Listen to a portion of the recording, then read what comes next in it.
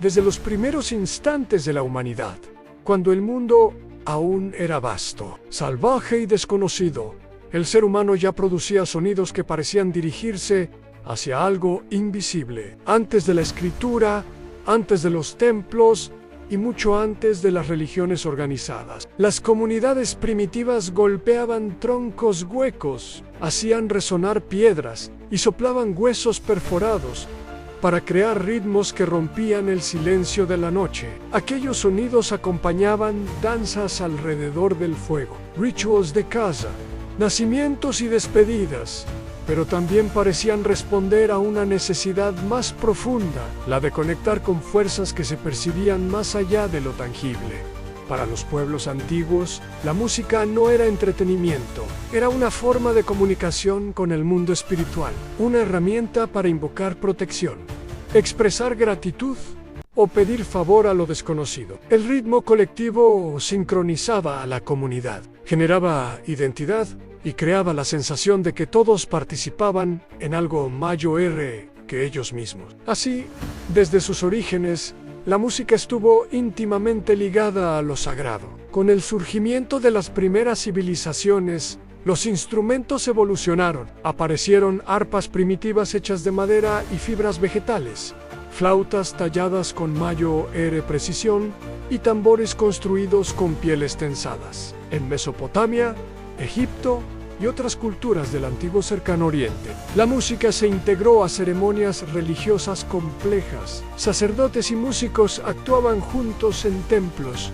donde los sonidos acompañaban ofrendas, procesiones y festividades dedicadas a las divinidades. La tradición bíblica sitúa el origen de los instrumentos musicales en los primeros capítulos del Génesis. Allí se menciona a Jubal, descendiente de Caín, descrito como el padre de todos los que tocan arpa y flauta. Aunque el texto es breve, su inclusión revela que la música era considerada un rasgo definitorio de la civilización humana. No se presenta como algo secundario, sino como una habilidad fundacional, transmitida a las generaciones posteriores, a medida que avanza la narrativa bíblica. La música se vincula cada vez más con actos de celebración y reconocimiento de la intervención divina. Tras la liberación del pueblo de Israel de la esclavitud en Egipto, el libro del Éxodo describe una escena de júbilo colectivo. Miriam, hermana de Moisés, toma un pandero y lidera a las mujeres en cantos y danzas a orillas del mar. El episodio sugiere que la música no solo expresaba alegría, sino también memoria histórica y fe compartida. Con el establecimiento del reino de Israel, la música alcanzó un nivel de organización sin precedentes. El rey David desempeñó un papel decisivo en esta transformación. Antes de convertirse en monarca, era conocido por su habilidad con el arpa o la lira, instrumento que utilizaba para aliviar la angustia del rey Saúl. Este detalle indica que la música era percibida como una fuerza capaz de influir en el estado emocional e incluso espiritual de una persona. Cuando David consolidó su reino y estableció Jerusalén como capital, decidió institucionalizar la música dentro del culto. Organizó grupos de músicos y cantores dedicados exclusivamente al servicio religioso. Familias enteras fueron asignadas a esta función, transmitiendo su oficio de generación en generación. La música dejó de ser ocasional para convertirse en un componente estructural de la vida espiritual nacional.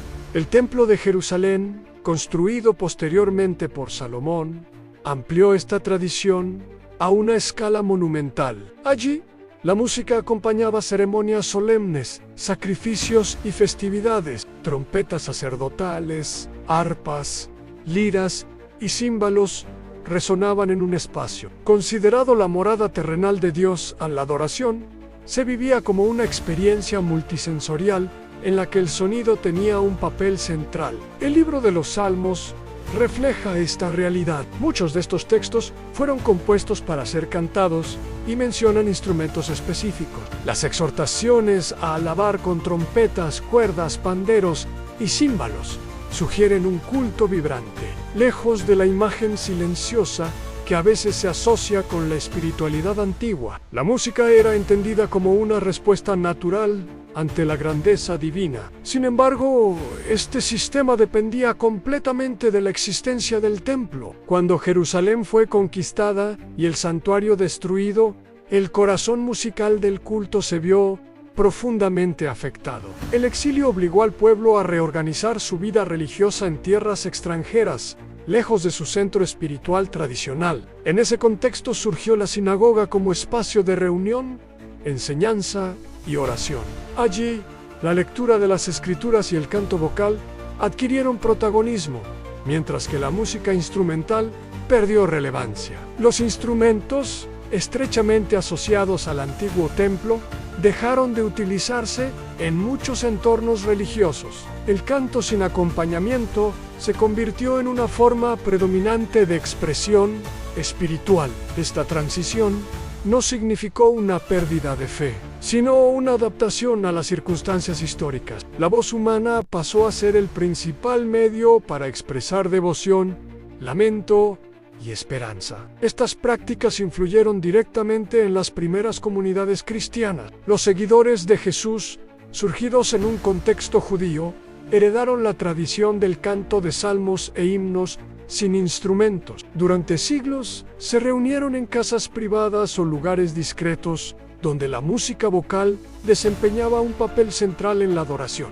El contexto cultural del Imperio Romano también influyó en esta elección. Muchos instrumentos estaban asociados a espectáculos paganos, banquetes y celebraciones consideradas inmorales por los cristianos. Evitarlos era una forma de diferenciarse de esas prácticas y afirmar una identidad distinta. Algunos líderes cristianos tempranos defendían además la idea de que la voz humana era el instrumento más puro, creado directamente por Dios y capaz de expresar la fe sin intermediarios materiales. Para ellos, la música debía surgir del interior del creyente, no de objetos externos. A pesar de esta simplicidad, la música continuó siendo esencial. Los himnos permitían memorizar enseñanzas, fortalecer la cohesión comunitaria y transmitir la fe a nuevas generaciones. En ausencia de textos impresos,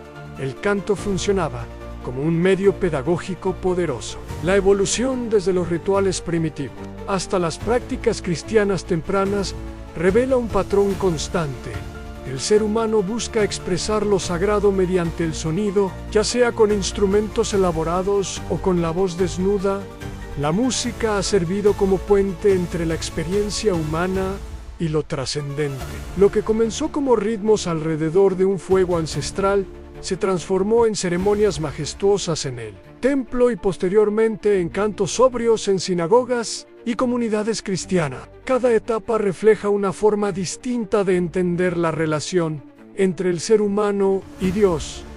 Sin embargo, la historia de la música religiosa no se detuvo en esa etapa. Con el paso de los siglos, nuevas corrientes teológicas, cambios culturales y transformaciones sociales provocarían un retorno gradual de los instrumentos a algunos espacios de culto, mientras otros continuarían rechazándolos con firmeza. La siguiente parte explorará cómo la música volvió a resonar en catedrales monumentales, cómo surgieron debates intensos sobre su legitimidad y por qué. Hasta hoy, distintas religiones mantienen posturas muy diferentes respecto al uso de instrumentos en la adoración.